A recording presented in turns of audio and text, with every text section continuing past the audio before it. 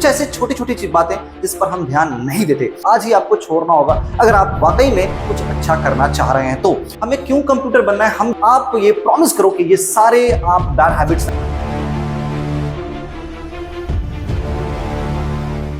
Hello everyone, welcome back to the wonderful channel of physics with Nadeem, आपका mentor और teacher.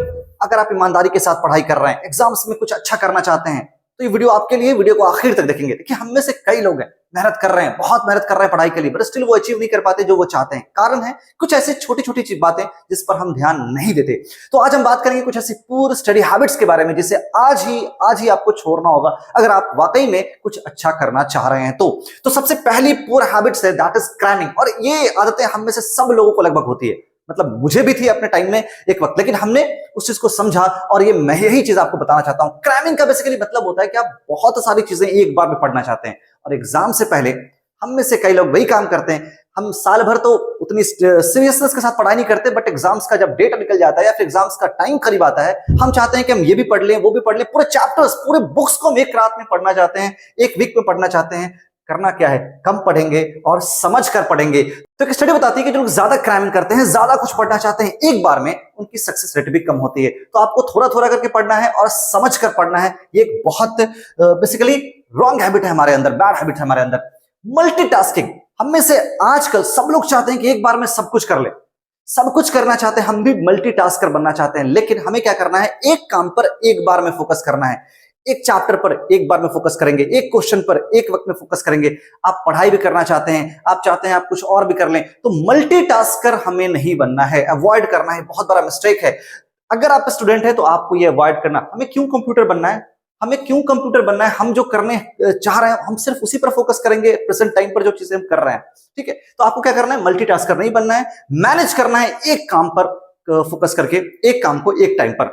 उसके बाद जो बहुत इंपॉर्टेंट यहां पर है, नॉट मेकिंग एन आउटलाइन। इसका मतलब क्या है, देखो हम जो पढ़ाई कर रहे हैं, सपोज कि आपको कुछ पढ़ना है, तो पढ़ने से पहले हमें ये तो पता होना चाहिए कि आपको क्या पढ़ना है। अगर आपने देखा हो तो बुक्स के पहले हमें क्या दिया होता है, बुक्स जब हम खोलते हैं तो हमें पूरा प्रीफेस दिया रहता है कि हमें क्या क्या अंदर पढ़ना है। तो जो चैप्टर आप पढ़ने जा रहे हैं, अगर आपको पता हो कि इसमें पढ़ना क्या क्या है, आपको ये सारी चीजें स्टडी करनी है, आपको एक सिलेबस पता हो, सिलेबस के आउटलाइंस पता हो कि हाँ मुझे ये टॉपिक पढ़ना है, ये टॉपिक पढ़ना है, तो ये बहुत इजी हो जाता है आपके लिए पढ़ाई करना। और हम में से कई लोग करते क्या है, टीचर ने पढ़ा दिया, हमने पढ़ लिया, बुक खोला, जहां से मिला वहां से पढ़ दिया।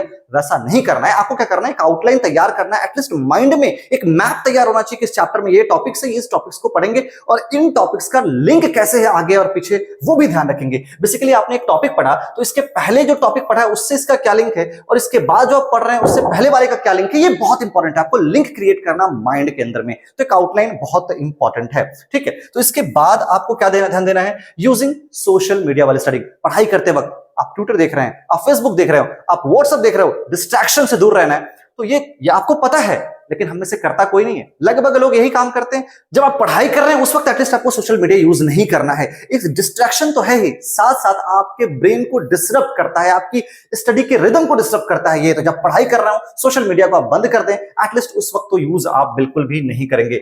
नेक्स्ट इंपॉर्टेंट है लिसनिंग टू म्यूजिक। देखिए, इस पर ना डिबेट है। कई लोग कहते हैं कि पढ़ाई म्यूजिक सुनकर पढ़ाई अच्छी होती है, कुछ लोग कहते हैं कि म्यूजिक सुनकर पढ़ाई अच्छी नहीं होती है। लेकिन ये स्टडी बताती है कि जब आप म्यूजिक सुनकर पढ़ाई कर रहे होंगे तो आपका ब्रेन पढ़ाई पर फोकस नहीं कर पाएगा। अगर फोकस आपको लग रहा है कि उस वक्त आप कर भी ले रहे हैं ना, तो उसे स्टोर नहीं करेगा लॉन्ग टर्म मेमोरी के अंदर में। तो आप म्यूजिक सुनकर पढ़ाई करना एटलीस्ट छोड़ दें, एक बैड हैबिट के अंदर आता है। लेकिन अगर आप कुछ लिख रहे हैं, सिर्फ लिखना है आपको, कुछ कॉपी कर रहे हैं, उस वक्त आप म्यूजिक सुन सकते हैं। But when you are basically focusing on a topic, उस वक्त आपको म्यूजिक नहीं सुनना है, अवॉइड करना है। तो ये भी आप ध्यान रखेंगे। उसके बाद लास्ट है हमारा स्किपिंग क्लासेस रेगुलर नहीं करना।